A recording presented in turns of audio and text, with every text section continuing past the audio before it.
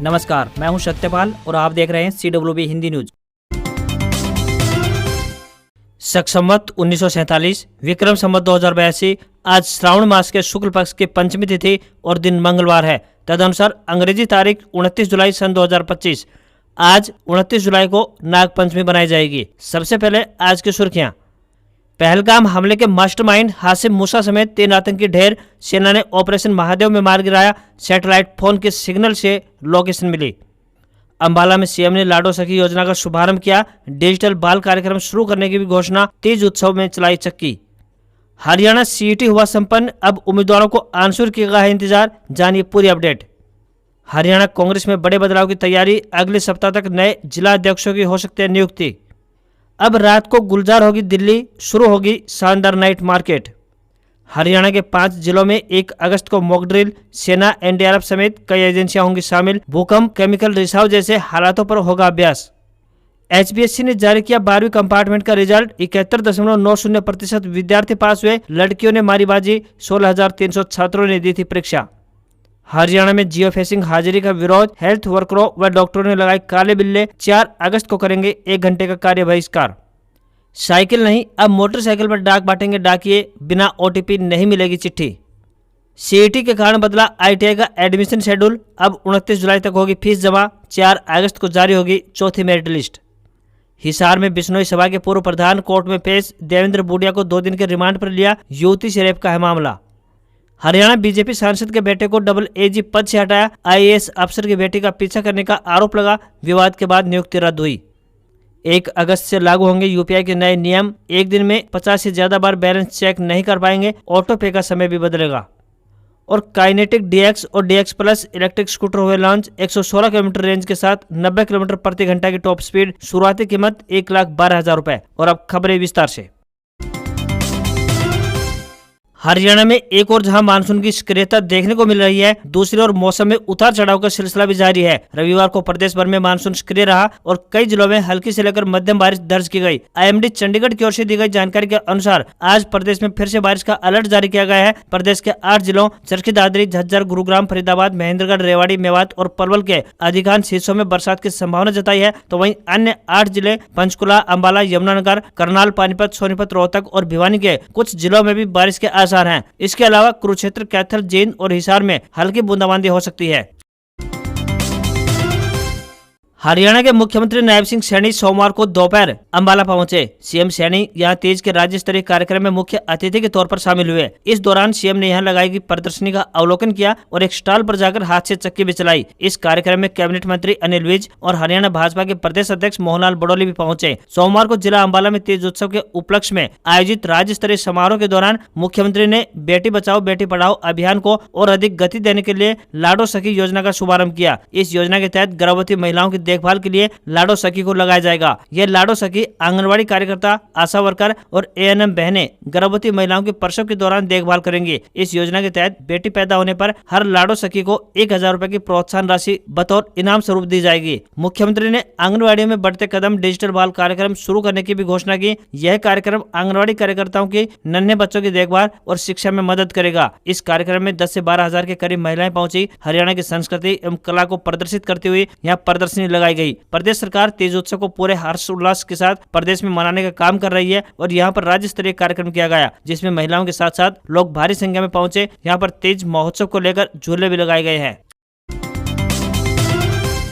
हरियाणा में नए कांग्रेस जिला अध्यक्षों की अगले सप्ताह नियुक्ति हो सकती है। इस प्रक्रिया को अंतिम रूप देने के लिए नई दिल्ली में बीते कुछ दिनों से लगातार बैठकें चल रही हैं। हरियाणा कांग्रेस के प्रभारी BK हरिप्रसाद ने हाल ही में कहा था कि इस महीने के अंत तक नियुक्तियां कर दी जाएंगी। इस घोषणा के बाद से ही कांग्रेस कार्यकर्ताओं और नेताओं के चेहरे खिले हुए हैं। 2 जून 2025 को कांग्रेस सांसद और लोकसभा में नेता प्रतिपक्ष राहुल गांधी ने हरियाणा कांग्रेस के प्रमुख नेताओं के साथ बैठक की थी। इसमें संगठनात्मक रणनीति पर विचार विमर्श हुआ। सूत्रों के अनुसार प्रदेश अध्यक्ष पद के लिए रणदीप प्रदीप सुरजेवाला, कुमारी शैलजा, राव दान सिंह और डॉक्टर अशोक तंवर के नाम चर्चा में रहे हैं। गौरतलब है कि साल 2014 के बाद से कांग्रेस में जिला व ब्लॉक अध्यक्षों की नियुक्ति नहीं हो सकी थी, जिसके कारण चुनाव में नुकसान उठाना पड़ा। ऐसा भी माना जा रहा है कि लंबे समय से लंबित प्रदेश कार्यकारिणी और जिला अध्यक्षों की नियुक्ति अब जल्द हो जाएगी। हरियाणा के 22 जिलों में कुल 32 जिला अध्यक्ष नियुक्त किए जाएंगे। अंबाला में सबसे ज्यादा 3 जिला अध्यक्ष बनाए जाएंगे, तो वहीं सोनीपत, गुरुग्राम, फरीदाबाद, रोहतक, हिसार, पानीपत, यमुनानगर, करनाल और भिवानी में 2-2 जिला अध्यक्षों की तैनाती होगी। बाकी बचे जिलों में 1-1 जिला अध्यक्ष नियुक्त किए जाएंगे।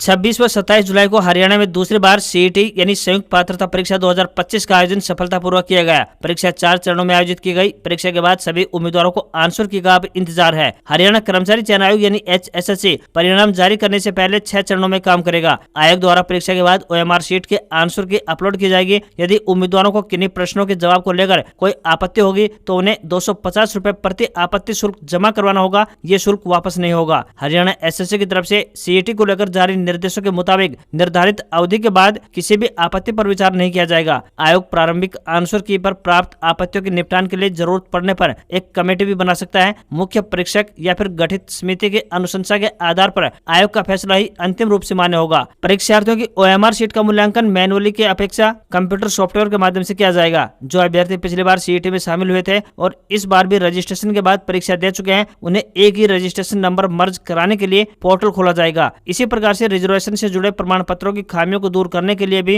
रिजल्ट घोषित होने से पहले परीक्षार्थियों को चांस मिलेगा। इससे वे फिर से अपने सही प्रमाण पत्र अपलोड कर पाएंगे। इसके बाद आयोग द्वारा आगे की प्रक्रिया सुचारू रूप से जारी की जाएगी और परिणाम जारी कर दिया जाएगा। सोनीपत समेत हरियाणा की सभी स्वास्थ्य संस्थाओं में कार्यरत डॉक्टरों, नर्सों और स्वास्थ्य कर्मियों ने सोमवार को जियो फेंसिंग लोकेशन आधारित उपस्थिति दर्ज करने के आदेश के विरोध में काले बिल्ले लगाकर विरोध प्रदर्शन किया। स्वास्थ्य विभाग अधिकारी कर्मचारी तालमेल कमेटी ने कहा कि यदि 3 अगस्त तक यह आदेश वापस नहीं लिया गया तो 4 अगस्त को सुबह 10 बजे से लेकर 11 बजे तक यानी 1 घंटे का कार्य बहिष्कार किया जाएगा। विभिन्न संगठनों के नेताओं ने कहा कि जब स्वास्थ्य विभाग में सभी अधिकारी और कर्मचारी पहले से ही बायोमेट्रिक आधारित उपस्थिति दर्ज करवा रहे हैं तो फिर जियो फेंसिंग लोकेशन आधारित उपस्थिति का क्या औचित्य बनता है। कर्मचारी नेताओं ने बताया कि 4 अगस्त को कार्य बहिष्कार के साथ जिला मुख्यालयों पर स्थित सिविल सर्जन कार्यालय पर गेट मीटिंग की जाएगी और सिविल सर्जन के माध्यम से सरकार को ज्ञापन सौंपा जाएगा। यदि इसके बाद भी आदेश वापस नहीं लिए गए तो 10 अगस्त को पुनः बैठक करके अगले आंदोलन की घोषणा की जाएगी। गौरतलब है कि 8 जुलाई को तालमेल कमेटी के नेताओं ने स्वास्थ्य मंत्री आरती सिंह राव को ज्ञापन सौंपा था। वहीं स्वास्थ्य मंत्री आरती राव ने अधिकारियों से बातचीत कर समस्या का समाधान निकालने और किसी को जियो फेंसिंग लोकेशन आधारित उपस्थिति के लिए बाध्य न करने का भरोसा दिलाया था। हरियाणा के 5 जिलों में 1 अगस्त को एक स्पेशल मॉक ड्रिल की जाएगी। इस अभ्यास का नाम सुरक्षा चक्र रखा गया है। इसका मकसद ये देखना है कि अगर किसी बड़े हादसे जैसे कि भूकंप, केमिकल रिसाव या फिर कोई और आपदा आ जाए तो सरकार की टीमें किस तरह से काम करती हैं और उनका आपसी तालमेल कैसा होता है। ये मॉक ड्रिल गुरुग्राम, फरीदाबाद, पलवल, नूंह और रेवाड़ी में होगी। इस दिन पूरे NCR में फील्ड लेवल पर अभ्यास किया जाएगा। इसमें आपातकालीन वाहन, बचाव टीमें, सायरन, राहत शिविर आदि दिखाई देंगे। नेशनल डिजास्टर मैनेजमेंट अथॉरिटी यानी NDMA के अनुसार इस ड्रिल में सेना, NDRF, सिविल डिफेंस, पुलिस, मौसम विभाग यानी IMD, भूकंप निगरानी एजेंसी यानी NCS और कई गैर सरकारी संगठन भी हिस्सा लेंगे। दिल्ली, यूपी के अलावा हरियाणा के 5 जिलों को चुनने की सिर्फ एक वजह है, पिछले 1 महीने में यहाँ लगातार भूकंप के झटके महसूस किए गए हैं। NDMA के सूत्रों का कहना है कि हरियाणा में आने वाले समय में और भी भूकंप के झटके महसूस किए जा सकते हैं और अभी तक आए भूकंपों से अधिक शक्तिशाली हो सकते हैं। ऐसे में पहले से ही किसी भी बड़ी आपदा से निपटने के लिए ये मॉक ड्रिल जरूरी है।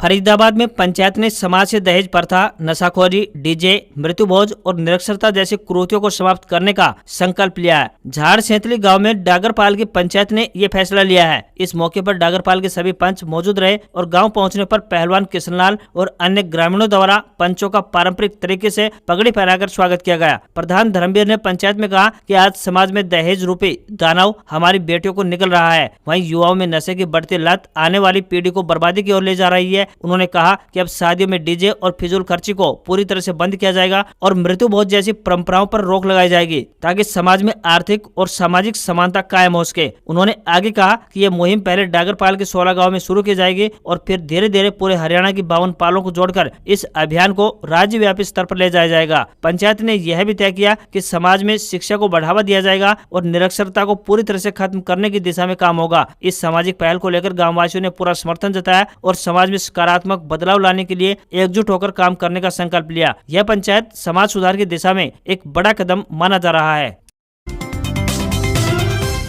रोहतक में समाजसेवी नवीन जयहिंद ने बीपीएल फ्लैट में पत्रकारों से बात करते हुए राज्यसभा सांसद सुभाष बराला के बेटे विकास बराला की डबल एजी नियुक्ति रोकने पर प्रतिक्रिया दी। साथ ही शिक्षा मंत्री महिपाल डांडा और कांग्रेस को लेकर अपनी भड़ास निकालते हुए आड़े हाथों लिया। नवीन जयहिंद ने कहा कि सुभाष बराला के बेटे विकास बराला ने IAS की बेटी के साथ छेड़छाड़ की थी, लेकिन फिर भी सरकार ने बंदरबाट करते हुए विकास बराला को असिस्टेंट एडवोकेट जनरल लगा दिया था, जिसकी सैलरी लगभग 1.5 से 2 लाख रुपए है। अब सरकार ने विकास बराला की नियुक्ति को रद्द कर दिया। नवीन जयहिंद ने कहा कि सीएम नायब सिंह सैनी को विकास बराला की नियुक्ति के बारे में जानकारी नहीं थी, जो खतरनाक मामला है। एक सीएम को किस तरह से धोखे में रखा जा रहा है। लगभग 1000 लोगों ने असिस्टेंट एडवोकेट जनरल की पोस्ट के लिए अप्लाई किया था, जिसमें से 100 व्यक्तियों को इस पद पर ज्वाइनिंग दी गई। नवीन जयहिंद ने शिक्षा मंत्री द्वारा दिए गए बयान पर कहा कि शिक्षा मंत्री अब विकास बराला को 7 समुद्र पार या फिर 7वें आसमान पर छोड़कर आ सकते हैं। इसके अलावा मुर्गी फार्म में मैनेजर की नौकरी भी दे सकते हैं। शिक्षा मंत्री द्वारा दिया गया बयान बेहद ही निंदनीय था। नेताओं के बेटों को 7 समुद्र पार छोड़ नहीं सकते तो लड़कियां छेड़ने का भी अधिकार नहीं है। नवीन जयहिंद ने विपक्ष पर तंज कसते हुए कहा कि इस मुद्दे पर विपक्ष कुंभकर्ण की नींद सोता रहा, लेकिन विपक्ष अगर चुनाव होता तो अवश्य जाग जाता। अभी चुनाव नहीं है, इसलिए जनता के मुद्दों पर अभी विपक्ष सो रहा है। हो सकता है कि विपक्ष गैर मान्यता प्राप्त स्कूलों की तरह सरकार से डर रहा हो, या फिर विपक्ष को ईडी या फिर CID का डर होगा।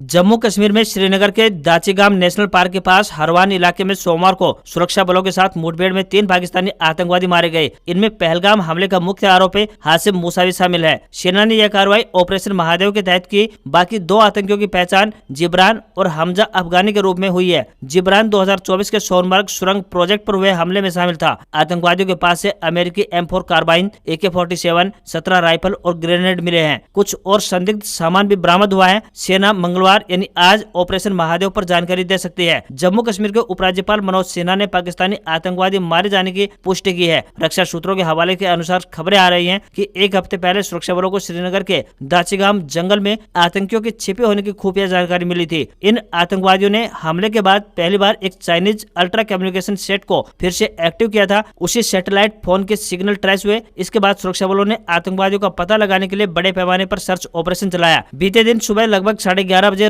24 राष्ट्रीय राइफल्स और 4 पैरा यूनिट के जवानों की एक टुकड़ी ने एडवांस गैजेट्स का इस्तेमाल करके आतंकियों का लोकेशन पता लगाया और वहां मौजूद तीनों आतंकियों को मार गिराया। डाक विभाग ने अपनी सेवाओं को और ज्यादा बेहतर बनाने की दिशा में एक बड़ा कदम उठाया है। प्राइवेट कोरियर कंपनियों को टक्कर देने के लिए अब डाक विभाग के कर्मचारी यानी डाकिया साइकिल पर नहीं बल्कि मोटरसाइकिल पर डाक का वितरण करेगा। सुबह और शाम यानी 2 शिफ्टों में अब डाकिये डाक बांटने का काम करेंगे। डाक विभाग में कर्मचारियों की संख्या में कमी और कोरियर कंपनियों के लगातार बढ़ रहे प्रभाव को देखते हुए पायलट प्रोजेक्ट के तौर पर कई सेवाओं में और ज्यादा बेहतर करने के लिए इस तरह के बदलाव करने का फैसला लिया गया है। पहले चरण में NCR क्षेत्र में शामिल जिलों में सुबह शाम डाक बांटने के काम की शुरुआत होगी, क्योंकि यहाँ पर अन्य जिलों की तुलना में ज्यादा डाक आती है। डाक विभाग के एक अधिकारी ने बताया कि कोरियर कंपनियों के बढ़ते प्रभाव को देखते हुए डाक विभाग को आधुनिक बनाने के लिए धरातल पर काम करना शुरू कर दिया गया है। मोटरसाइकिल पर डाक बांटने पर डाकी को प्रति किलोमीटर 3.86 का भुगतान किया जाएगा। वह मोटरसाइकिल पर ही अपनी ड्यूटी करेंगे, लेकिन भविष्य में इलेक्ट्रिक 2 पहिया वाहन देने की योजना बनाई गई है। अभी तक सिर्फ डाकिये को डाक रिसीव करवाने के बाद हस्ताक्षर करवा कर लाने होते थे। ऐसे में कई बार डाक पर जिसका पता होता था परिवार के सदस्य को दे दी जाती थी। अब डाक बुक करवाते समय जिसका मोबाइल नंबर अंकित होगा उसके मोबाइल फोन पर OTP जाएगा। इसके बाद ये डाक सौंपी जाएगी। यदि व्यक्ति घर पर नहीं है तो डाकिया फिर से आएगा, लेकिन दूसरे व्यक्ति को डाक नहीं सौंपेगा। राजधानी दिल्ली में अब नाइट लाइफ को लेकर सरकार एक बड़ा कदम उठाने जा रही है। टूरिज्म को बढ़ावा देने के उद्देश्य से नई दिल्ली नगरपालिका परिषद रात के समय मार्केट खोलने की योजना पर काम कर रही है। यह बाजार इंदौर की प्रसिद्ध 56 दुकान के मॉडल पर तैयार की जाएगी। इस योजना का उद्देश्य ये है कि शहर में रात के समय घूमने, खाने पीने और खरीदारी के लिए लोगों को बेहतर विकल्प दिए जा सके। योजना के अनुसार यह बाजार रात 10 बजे से लेकर सुबह तक खुली रहेगी। इसका मतलब है कि लोग रात में भी इन बाजारों में घूम सकेंगे। कनॉट प्लेस और लोधी रोड को इस योजना के तहत संभावित जगह माना जा रहा है जहां ऐसी नाइट मार्केट सफलतापूर्वक चलाई जा सकती है। कैबिनेट मंत्री प्रवेश वर्मा ने बताया कि सरकार दिल्ली वासियों और पर्यटकों के लिए एक सुरक्षित नाइट लाइफ उपलब्ध करवाने की दिशा में काम कर रही है। उन्होंने कहा कि इस नाइट मार्केट के शुरू होने से न केवल दिल्ली की पहचान बदलेगी बल्कि इससे रोजगार के अवसर भी बढ़ेंगे। यहाँ पर फूड ट्रक लगाए जाएंगे ताकि लोगों को अच्छा खाना और सुविधाएं मिल सके। आर्मी पब्लिक स्कूल दिल्ली द्वारा विभिन्न पदों पर भर्ती के लिए आवेदन मांगे गए हैं। जो भी उम्मीदवार इन पदों के लिए इच्छुक हैं वे इंटरव्यू में हिस्सा ले सकते हैं। उम्मीदवार पदों से संबंधित शैक्षणिक योग्यता के लिए आधिकारिक अधिसूचना देख सकते हैं। किसी भी वर्ग के उम्मीदवारों को कोई भी आवेदन शुल्क नहीं देना होगा। न्यूनतम आयु 18 वर्ष और अधिकतम आयु 42 वर्ष तय की गई है। बता दें कि PGT English, PGT painting, TGT English, TGT Sanskrit, TGT social science, TGT math, TGT Hindi, PRT general, Bal Vatika teachers, assistant teacher for primary wing, Atal lab trainer, IT supervisor, LDC यानी लोअर डिवीजन क्लर्क और रिसेप्शनिस्ट के पदों पर यह भर्तियां की जाएंगी। इन पदों के लिए उम्मीदवारों का चयन सीधा इंटरव्यू के माध्यम से होगा। अगर आप यूनिफाइड पेमेंट इंटरफेस यानी यूपीआई ऐप से बार बार बैलेंस चेक करते हैं तो 1 अगस्त से ऐसा करने में आपको परेशानी हो सकती है। 1 अगस्त से आप एक दिन में 50 से ज्यादा बार यूपीआई ऐप के जरिए बैलेंस चेक नहीं कर पाएंगे। यह बदलाव यूजर्स, बैंकों और मर्चेंट सभी के लिए है। 1 अगस्त से यूपीआई में कई बदलाव होने जा रहे हैं। अब आप एक दिन में किसी भी एक यूपीआई ऐप से 50 से ज्यादा बार अपना बैंक बैलेंस चेक नहीं कर पाएंगे। ऑटो पे जैसे ईएमआई, सब्सक्रिप्शन या फिर बिल पेमेंट अब दिन में किसी भी समय नहीं बल्कि तय समय स्लॉट्स में होंगे। अगर कोई पेमेंट अटक जाता है तो आप उसका स्टेटस सिर्फ 3 बार चेक कर सकते हैं, वो भी हर बार 90 सेकंड के गैप के बाद। एनपीसीआई का कहना है कि यूपीआई सिस्टम पर बहुत ज्यादा लोड पड़ रहा है, खासकर पीक आवर्स यानी सुबह 10 बजे से लेकर दोपहर 1 बजे और शाम को 5 बजे से लेकर रात 9:30 बजे तक में। बार बार बैलेंस चेक करना या ट्रांजेक्शन स्टेटस चेक करने से सिस्टम स्लो हो जाता है। हाल ही में अप्रैल और मार्च 2025 में यूपीआई में 2 बड़े आउटेज यानी सिस्टम डाउन होने की घटनाएं हुई है, जिससे कि करोड़ों यूजर्स को परेशानी हुई। इन बदलावों से सिस्टम को तेज, भरोसेमंद और बिना रुकावट वाला बनाने की कोशिश की जा रही है। ऑटो पे ट्रांजैक्शन जैसे कि नेटफ्लिक्स सब्सक्रिप्शन,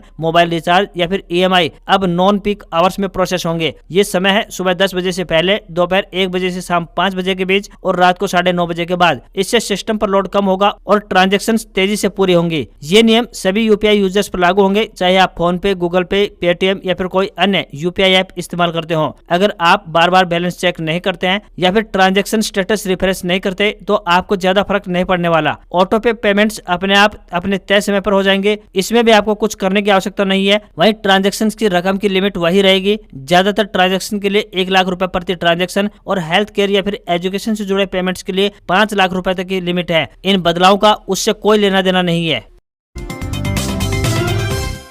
काइनेटिक ग्रीन ने अपने विंटेज डीएक्स स्कूटर को इलेक्ट्रिक वेरिएंट में लॉन्च कर दिया है। काइनेटिक डीएक्स 2 वेरिएंट यानी डीएक्स और डीएक्स प्लस में लॉन्च की गई है। कंपनी का दावा है कि डीएक्स प्लस सिंगल चार्ज पर 116 किलोमीटर की रेंज ऑफर करती है, तो वहीं इसकी टॉप स्पीड 90 किलोमीटर प्रति घंटा है। इन स्कूटर्स की शुरुआती कीमत 1,11,499 रुपए रखी गई है। स्कूटर को 1,000 रुपए से बुक किया जा सकता है। इसकी डिलीवरी अक्टूबर 2025 से प्रारंभ हो सकती है। इसके अलावा स्कूटर पर 3 साल या फिर 30,000 किलोमीटर की स्टैंडर्ड वारंटी दी गई है। भारतीय बाजार में डीएक्स स्कूटर का मुकाबला टीवीएस iQube, बजाज चेतक और एथर रिजटा से होगा। काइनेटिक डीएक्स इलेक्ट्रिक स्कूटर पुराने काइनेटिक होंडा डीएक्स के बॉक्सी लुक को बरकरार रखता है। इसके साथ ही इसे मॉडर्न टच भी दिया गया है। पुरानी डीएक्स के इंस्ट्रूमेंट क्लस्टर जैसा कि 8.8 इंच का कलर्ड एलसीडी डिस्प्ले दिया गया है। इसके साथ ही स्कूटर में 12 इंच के अलॉय व्हील्स दिए गए हैं। डीएक्स प्लस में रेड, ब्लू, ब्लैक, व्हाइट और सिल्वर कलर ऑफर किया गया है। वहीं डीएक्स केवल सिल्वर और ब्लैक में उपलब्ध है। काइनेटिक डीएक्स में बैटरी 2500 से 3500 चार्जिंग साइकिल तक चलती है।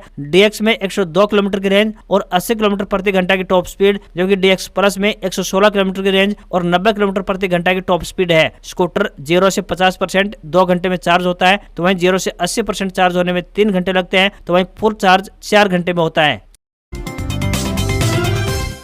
हफ्ते के पहले कारोबारी दिन भारतीय शेयर बाजार में सेंसेक्स 572 अंक गिरकर 80,891 के स्तर पर बंद हुआ। निफ्टी में भी 156 अंकों की गिरावट रही और ये 24,681 के स्तर पर बंद हुआ। सेंसेक्स के 30 शेयरों में से 24 में गिरावट और 6 में तेजी रही। कोटक बैंक और बजाज फाइनेंस के शेयर सबसे ज्यादा 7.31% और 3.53% गिरे। निफ्टी के 50 शेयरों में 35 में गिरावट और 15 में तेजी रही। 24 कैरेट सोने का दाम 58 रुपए बढ़कर 98,446 रुपए प्रति 10 ग्राम के स्तर पर पहुंच गया है। वहीं चांदी की कीमत 1358 रुपए कम होकर 1,12,984 रुपए प्रति किलो पहुंच गई है। दिल्ली में 24 कैरेट सोने की कीमत 1,80,000 रुपए और 22 कैरेट सोने की कीमत 91,750 रुपए प्रति 10 ग्राम के स्तर पर पहुंच गई है। आज खबरों में बस इतना ही। देखते रहिए आपका अपना हरियाणा का सबसे बेहतरीन news channel CWB Hindi news. नमस्कार। इसी आशा के साथ आपका दिन शुभ रहे। आप हमें अपने कमेंट्स के माध्यम से हमारे पास अपने सुझाव और अपनी प्रतिक्रियाएं भेज सकते हैं। हम आपके कमेंट्स और सुझावों का स्वागत करते हैं।